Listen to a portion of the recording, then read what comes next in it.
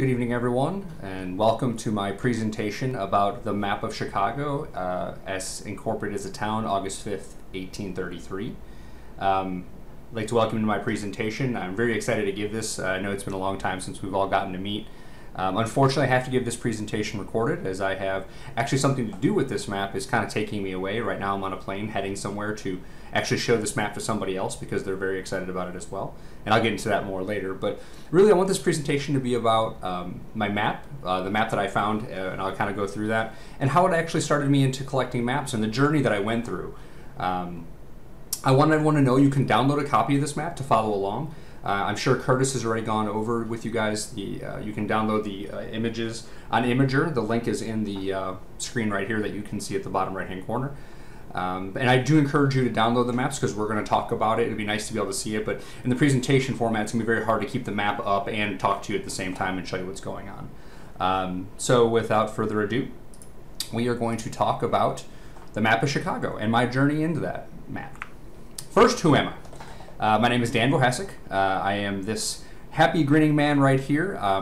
As you can see, I had a daughter about a month ago. Her name is Emma, and my wife Megan. We both moved to Florida actually a couple months ago to be closer to our family during this kind of COVID world. We really couldn't travel very much. You don't want to travel. And having a daughter in the COVID world has been very interesting and very challenging. She was born a month premature, so that's actually where we're at, is in the NICU. We're actually leaving the NICU, and we have our masks on because there was a lot of stringent rules on who could go where, and I actually wasn't allowed to visit the baby at first, and so getting her home was really exciting for us. But she's doing great now, and everyone's doing great, and I'm excited that to have a daughter. What I do for a living is actually I'm an IT professional, so I work both as a manager of IT systems, but I also work just on the systems themselves. It's kind of goes hand in hand with my love of maps. I really like to bring order to chaos, and I know it seems like a lot of IT people just sit in a dark room and are hammering away at a keyboard, but really we spend a lot of time architecting and designing systems to be resilient and to stay up, even when certain things can bring them down. And I think that's why I love maps, because maps really kind of they're that idea that they bring order to chaos, because without a map you don't know what the land looks like or what something looks like, and it's kind of bringing order to that chaos, and that's something that really resonates with me. And as you can see, I'm a huge fan of Chicago maps. I collect almost exclusively Chicago maps and pictorials. They're really interesting to me. I'm a Chicagoan at heart, even though I live in Florida. But that's who I am. So I'm going to kind of take you on a journey today. We're going to kind of go over how I found what I call the perfect map. I don't think many people get to find their first map the way I did, and the kind of things that it led to. And then kind of the research that went into looking at this first map. I don't know if I researched the map because I thought it was really beautiful or if I found something weird with it, but I really found that first map was my first love when it comes to maps, and I really started digging into that. And I'll kind of go into what that journey was like, because that was probably the most important part of the journey, is how I learned to research and to use the resources at my disposal to find the information I was looking for. And then some of the interesting things I found along the way, we're going to kind of step through the map and how it's different in a lot of aspects, and how it came to be, and kind of some things I don't want to talk about now. I want to kind of save it for then, but to kind of go over how the map is truly a one-of-a-kind, unique find. And I think I just got very lucky in the first map that I found. And at the end, we'll get back to the beginning, because again, like everything with journeys, you find yourself somewhere back at the beginning and you start all over again. This quote really meant something to me. I'm going to read it out loud even though it's on the screen, and that's: "The real voyage of discovery consists not in seeking new landscapes, but in having new eyes." And that really resonated with me, because in this presentation, in my journey, I'm a new map collector, right? I'd never collected a map before. In fact, I'd ask you all to kind of think about the first map you ever bought. Why did you buy it? What made you excited about it? And obviously you weren't the first person to see that map, because someone else had made it. Someone else had bought it and sold it. I mean, you weren't probably the first owner of that map. And really, discovery is about taking a look with a fresh perspective, without preconceived notions, and potentially finding something new. That doesn't always happen. But for me, I think that really led me to finding something special in my map by keeping a fresh perspective. But also I learned that lesson while looking at my map, while going through the discovery process that I went through, also that I needed to keep a fresh perspective because I kept discovering things when I would take a step back and look at it from a fresh set of eyes. Marcel is the person who had this quote, and learning that he was also an asthmatic like myself, and still served his country and loved maps himself. It was kind of a big deal that I kind of related to this quote and this person because it's kind of the same way that I am. So, finding the perfect map, starting at the beginning. So it was a Thanksgiving holiday weekend. Everyone knows Black Friday weekend. You get Thanksgiving, then you kind of have 3 days off, hopefully, if you're in kind of the world you work at. And I had just gotten my Christmas bonus. It was a very lucky year for me. I finally had a couple shekels to my name, and I wanted to buy a map because I thought all classy people had a map in their office or in their den or in their living room. Because anytime someone had a map in their house, I would immediately go look at it because I thought it was so beautiful. And so where did I go? As you can see by this terrible grainy image here, I went to eBay.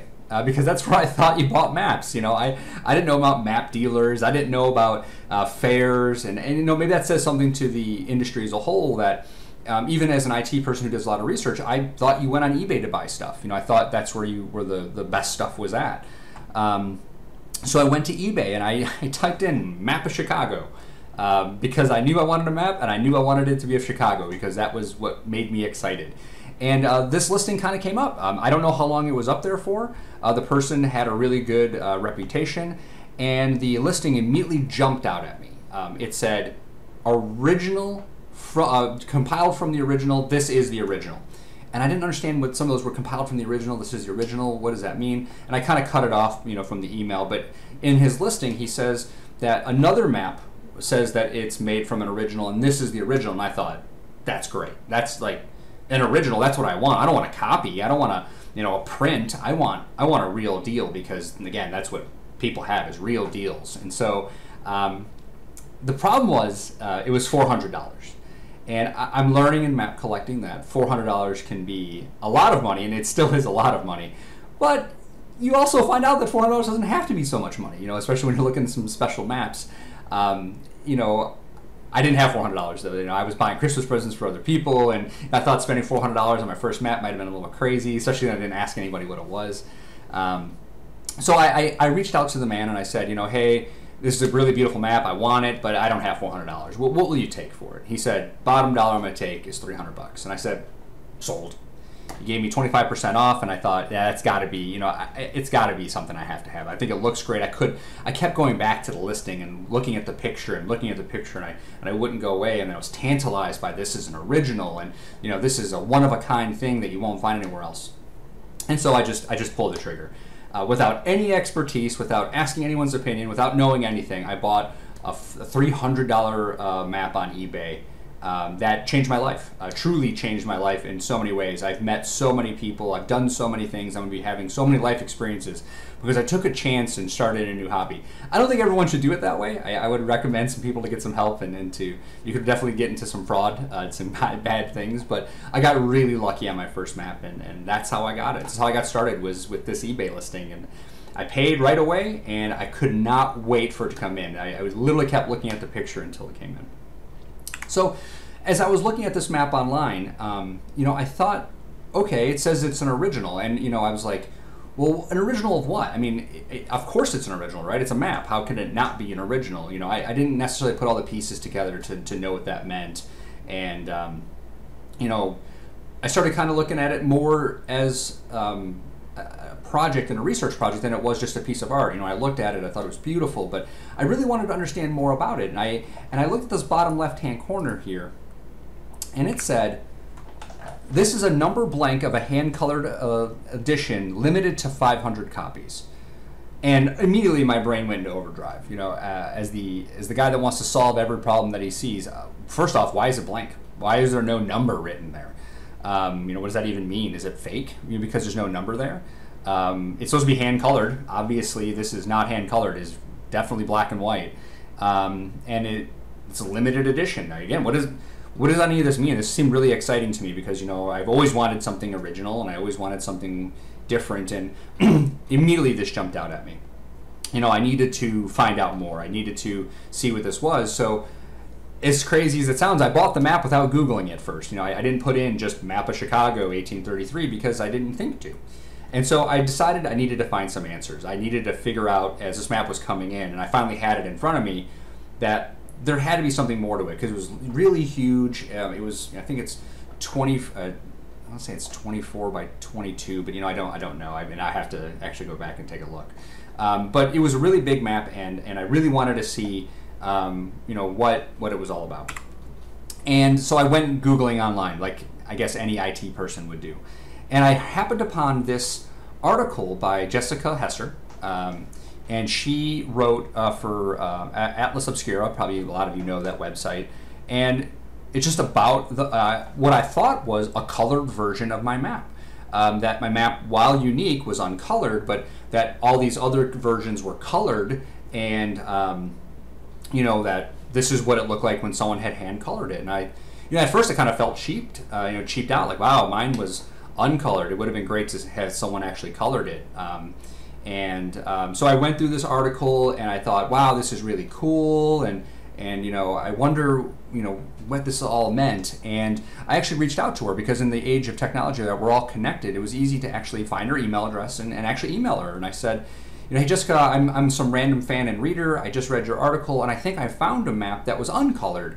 And I'd really love any information you had on where you found any of your information. Because again, I still didn't know about the Chicago Map Society. I still didn't know about map dealing, and I still didn't know about resources online, even though now that I'm doing it more, there's a lot of those resources there. But as a new map, you know, collector, I was on this one thread, and I was determined to take this one track as far as it could go because, you know, I didn't know where else to go or what else to do.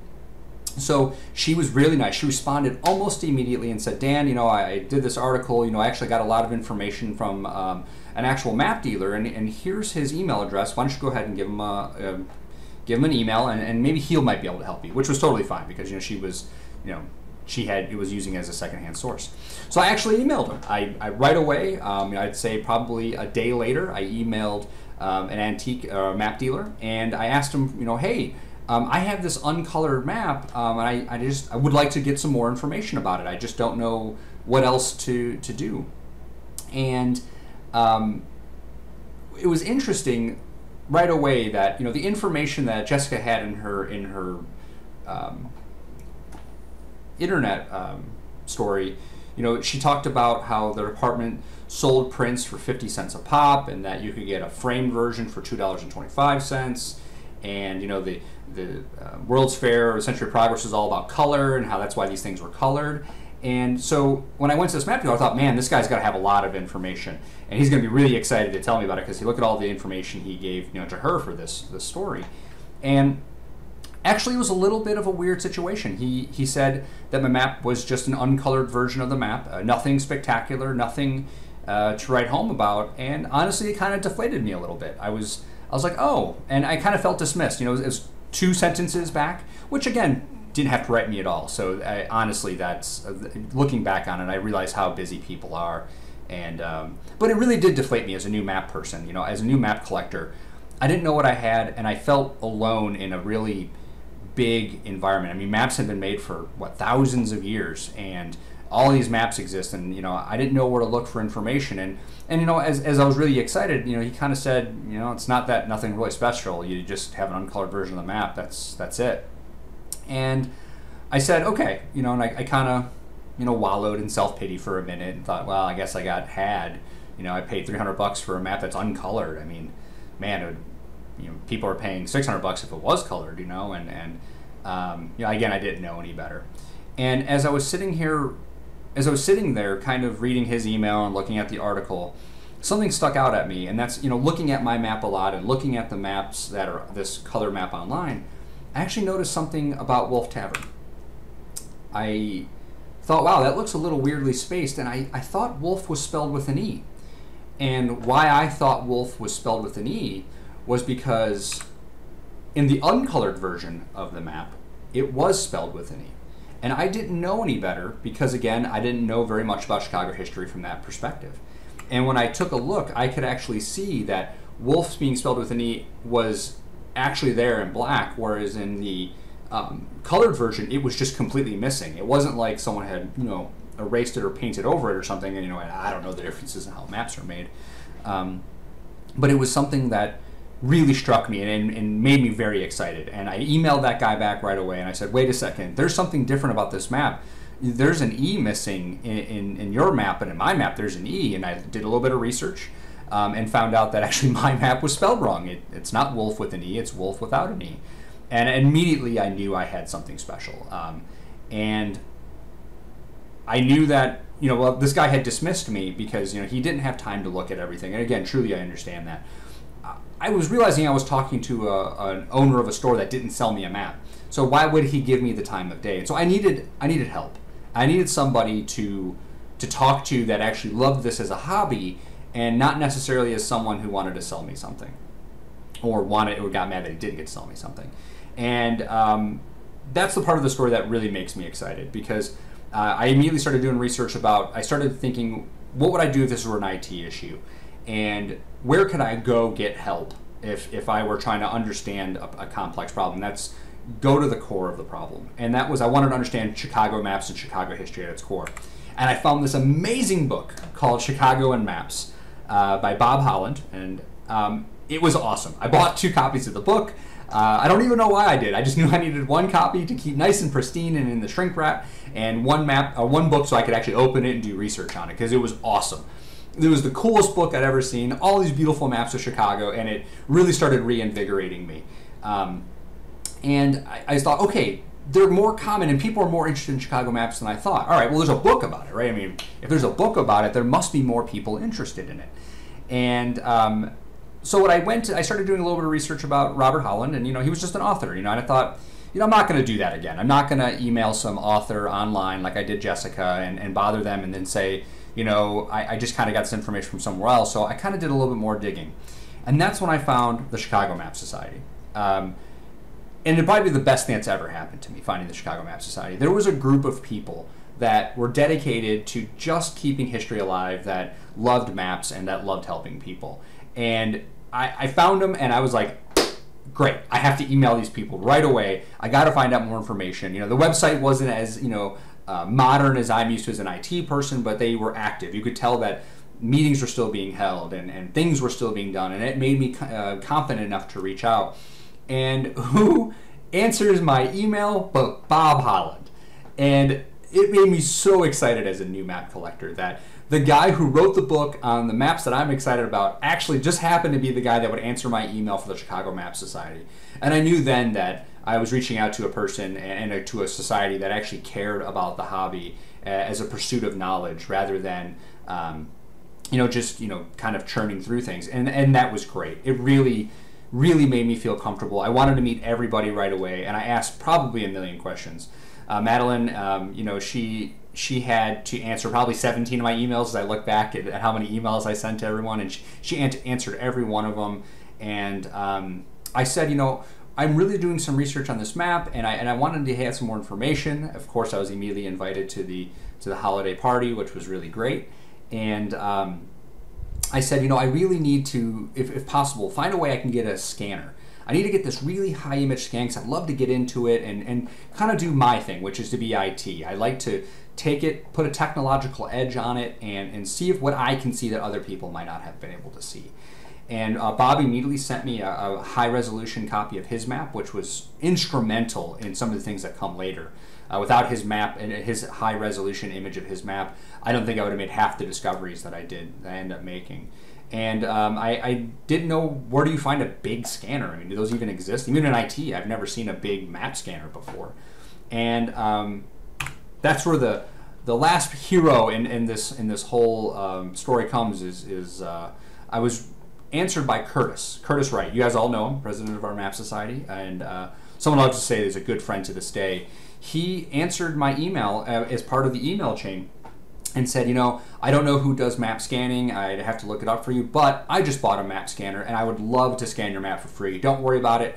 Come on down. I'll scan it for you. We'll talk maps. Life will be great. And it's been awesome. It was the most awesome thing in the world he did for me. And, and I think one of the things that really made me comfortable is my last plug for Curtis is, when I went there, I didn't know for the first couple times that I had met and hung out with him that he was even a map dealer. He just was a guy that wanted to talk about maps, wanted to share his love of his hobby with me, and didn't ask for anything in return. And that's really what I needed to find when I was getting into maps for the first time. It really ignited a passion. All three of these groups, people, whatever, really ignited that passion in me because they were really good people that really wanted to help other people get into maps.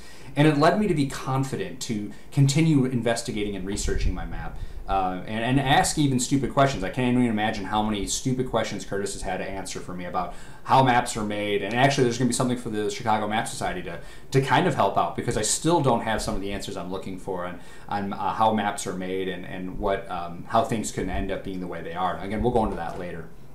But it was really great. It really made me feel comfortable, and it led to me investigating my map at a much different level, because I felt more confident that I had the resources. And again, thank you all for these people and everyone who's part of the society that made me feel that way. It really changed my life for the better. It wasn't like my life was in a bad track, but I found a hobby that I knew I wanted to be part of, and it's just great to feel like you're among kindred spirits when you do that. So, because I had these awesome 2 digital maps now, I could do my thing, which, having 2 maps laid in front of you, at the time I didn't have the money for the colored map of Chicago. I started learning what that actually meant, because I read Bob's book and I understood, who had helped design the book. I'm sorry, who helped design the map. And so I needed a digital copy, and I didn't get to have it in front of me. But I did have my map in front of me. But it's hard to look at a piece of paper and then look online and back and forth, and it was really hard researching at first. So, I knew that the E was different, but when I finally got Bob's digital copy and my digital copy next to each other, differences started to line up pretty quick. I actually started noticing things that I didn't notice before. The first thing was the storks. In the uncolored map of Chicago, there are 2 storks just kind of hanging off there by the south branch of the Chicago River. And in the colored map, there's an egret. I've done some research. It looks like an egret. I don't know why Chicago would have an egret in it, but that is what it is. And the old wild onion, Chicago, I don't know if I'm saying it right, the wild onion, the wild garlic plant, not looking, I've heard that can be a touchy point for people.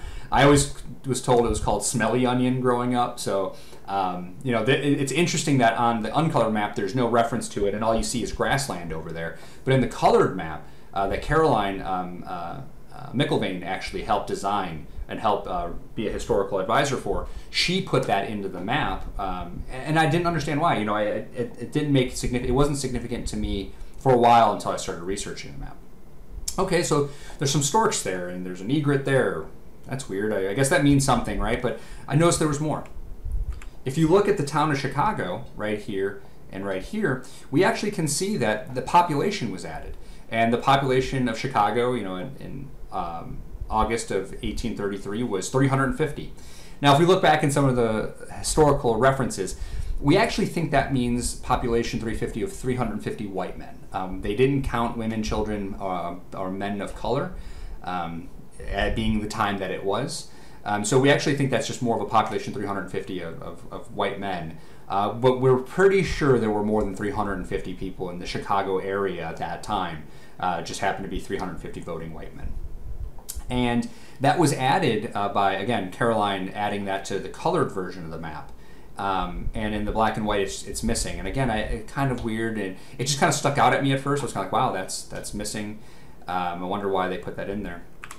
And then we get to the bottom right-hand corner where we can see that the copyright has been very much changed, because the compiled from the original map of Chicago about 1833, and in the uncolored my map, it just has the copyright mark or the designer's mark with Walter Connolly and O.E. Seltzer. And I thought that really meant something. That there had to be a bunch of differences here. And what started as just a quick glance around my map, I bought a map loop, and I really started looking for all the differences. I don't know why I needed a map loop to look for differences in a map. It's pretty easy to see with your eyeball. But I knew that I just needed to look at it with something, mappy and techy. And so I started looking at all the differences from the 2 different maps.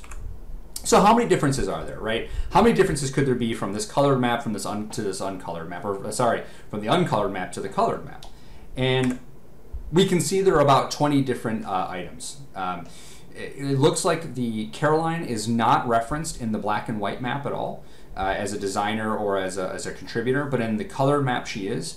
And so what I can deduce, which is to say a non-expert person that's only devoted his time to one single map, is that she made these changes. She made these 20 specific changes, and I'll let you kind of look to see what they are here. Again, you can kind of take the map that you have, that you've downloaded, and take a look at what the differences are.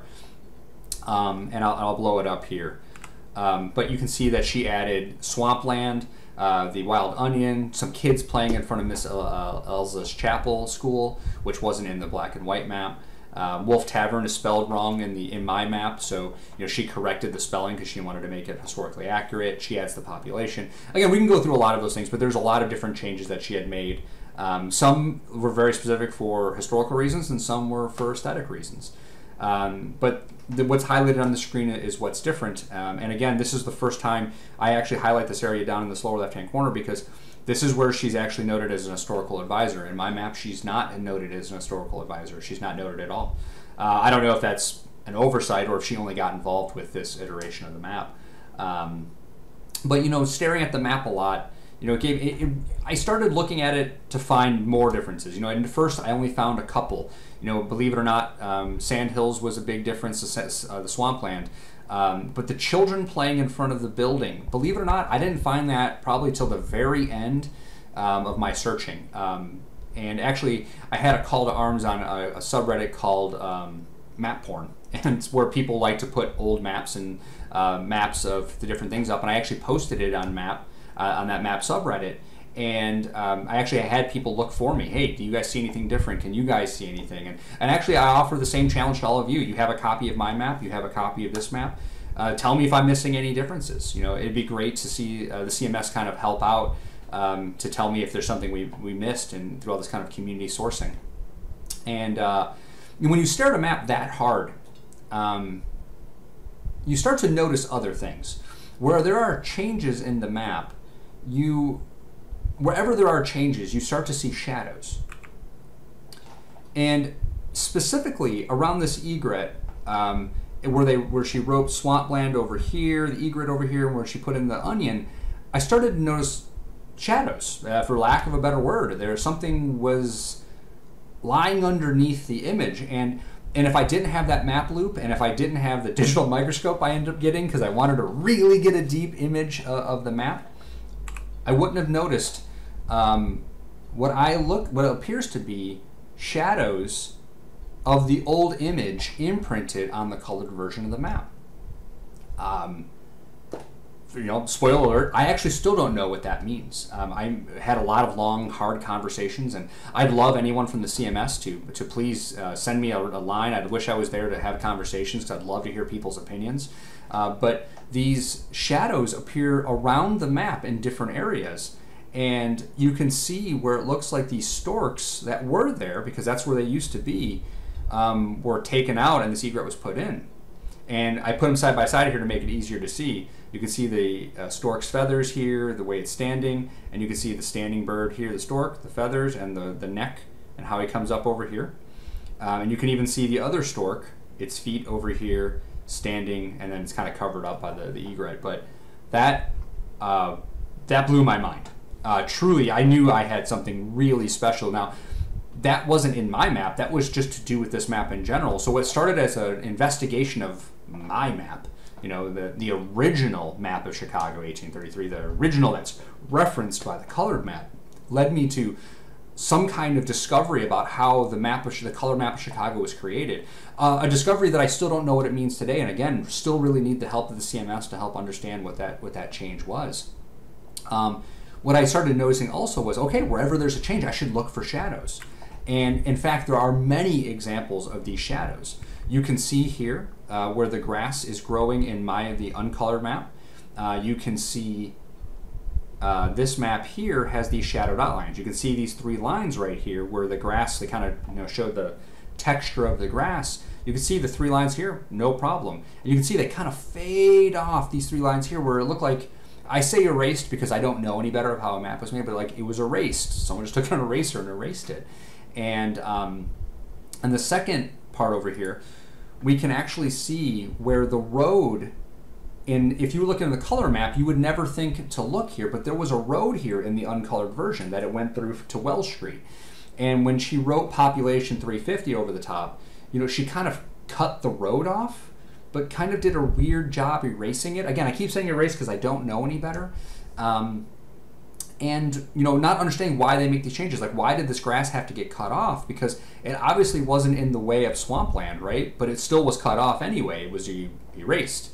And, you know, not understanding, you know, why that was. And honestly, that's kind of where I'm at today, is not understanding why the map is has these shadows all over it. There are a lot more examples of that. And I'd love for anyone in the CMS to help me understand why latent imprints of the map show up. Something else that's noted is you zoom in here. My map, the uncolored map, has a very like wooden quality. The paper is I would almost call it prohibition paper. You know, it's very thick. It smells like an old Chicago basement. Believe it or not, that could be with the house it was in. But the paper's really old. It felt like heavy cardstock. And just recently, I was able to buy from George a copy of the Chicago map, the colored Chicago map.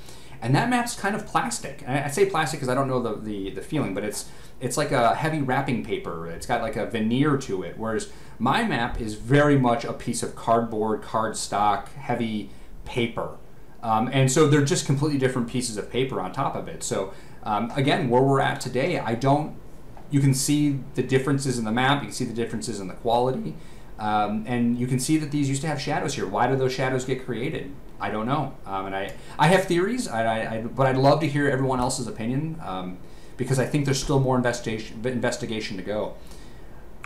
There's so much investigation to go that I actually submitted this map to a very popular television show that deals with selling high-end historical items. I'm not supposed to be bringing up the name very much. I just learned I have an NDA agreement. But since I'm flying there right now, I'm flying to Las Vegas to be on the show. You know, I put in an article and I put in an email. I might have had a few Miller Lights when I wrote this email to be on the show, because, you know, I don't know why I did it. To this day, I don't know why I submitted it, because it's just a map, right? But I was so excited. I wanted to know more. And again, this was around the time where, you know, I was getting to know people at the CMS, but I still didn't have a lot of resources. So I put the submission to be on the show, and I was accepted. And that's where I'm at right now. I'm actually flying to Las Vegas to be part of the show. I'm doing a taping, and when you're watching this video, it'll be about 12 hours from when you're watching this video. I'll be doing a taping of the show, and I'm going to have an expert take a look at it and see what it's worth, and you know, potentially sell it. I don't know. It's just really cool to be part of the experience. So much has changed since I put the submission in that probably 2 a.m. It's really exciting for me that this map has gotten, not only has it changed my life and it's given me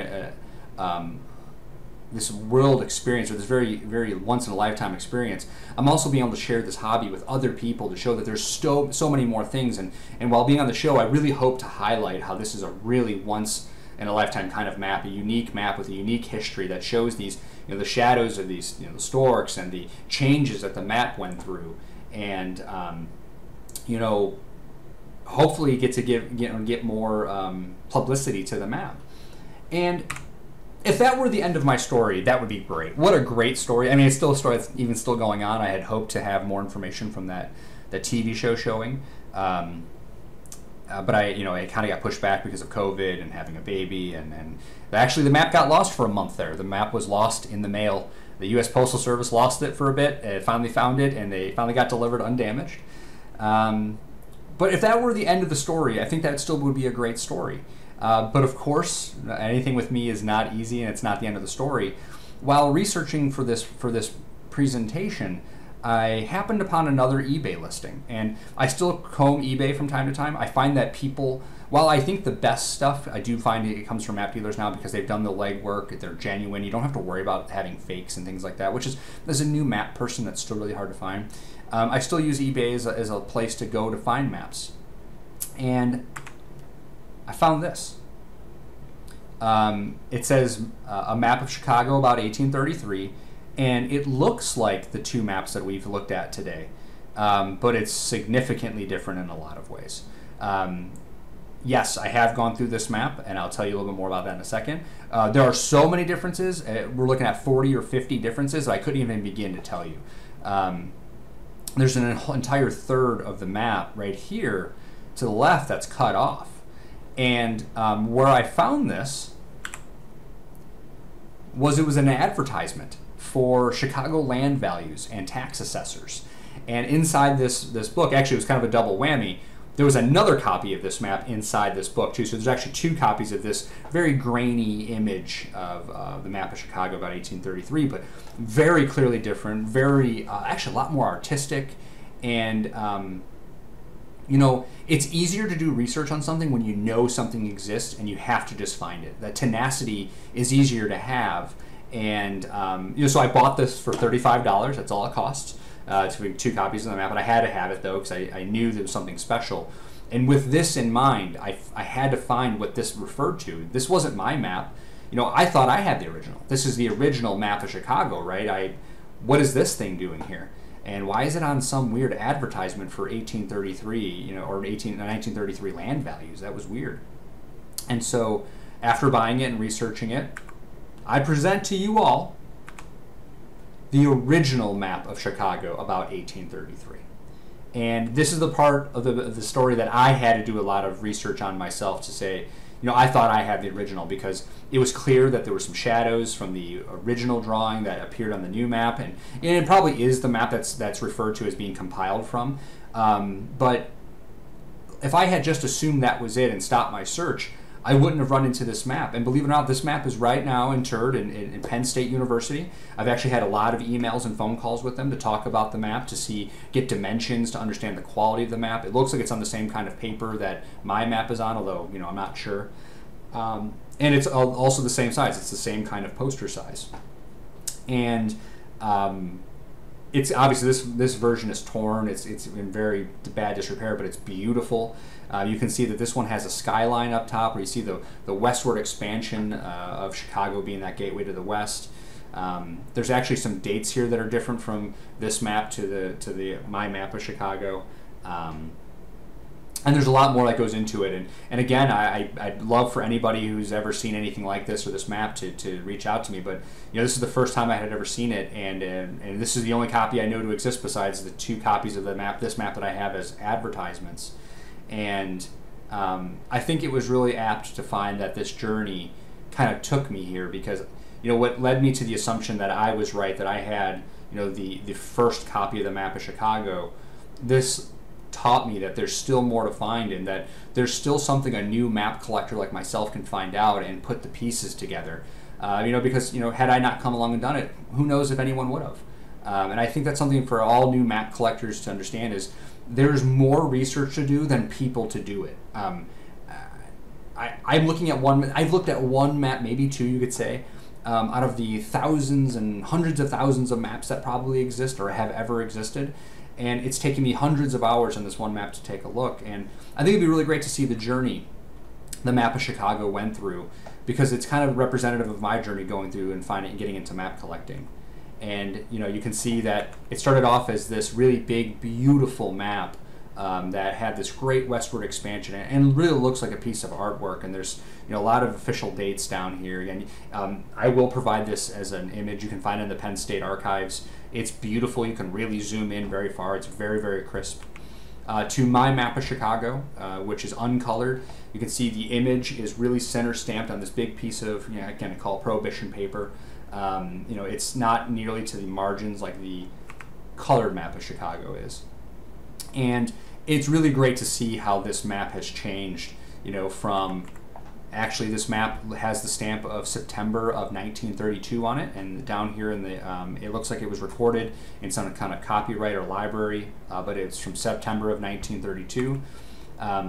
We don't know when this map was created. We think it was sold on the second story of the, you know, Marshall Field's map room. I know a lot of people have some experience with that in our CMS. But I can't find anything about this map, or why it was created.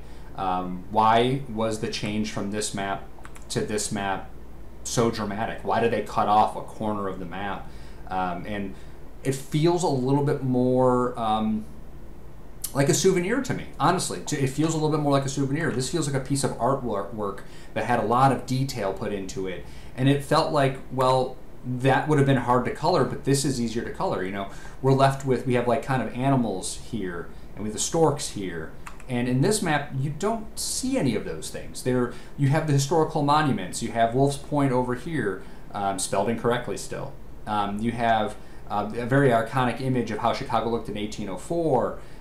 You have Fort Dearborn over here. You have, actually in this picture, Kinsey's house is actually in its full picture from A.T. Andreas's History of Chicago. That kind of picture of him with his, you know, 4 tall, I call them arborvitae trees, is there. The cartouche is well done with all this historical data on it. And here, it's a lot more like what I imagine someone would be selling, you know, kind of like a souvenir, you know, something like that. It shows Chicago history. It still has its, you know, things here. We still have the site of the Fort Dearborn massacre, you know, but here we actually see Indians surrounding people and them having a gunfight. Whereas here we just kind of have the wording. You know, again, very beautiful map. I still love this map more than anything. You know, but I wanted to understand why this map was created. And then from that map to this map, why did we have the fixes that we did? Why was the wild onion that Chicago put in there? You know, is it wild onion? We know that Caroline McIlvaine, who was part of the Chicago Historical Society, we know that she put that in there. Was it because that's what she believed Chicago stood for? You know, was it supposed to be something else? Did she get her information from somewhere else? All we do know is that she's the one who put it in.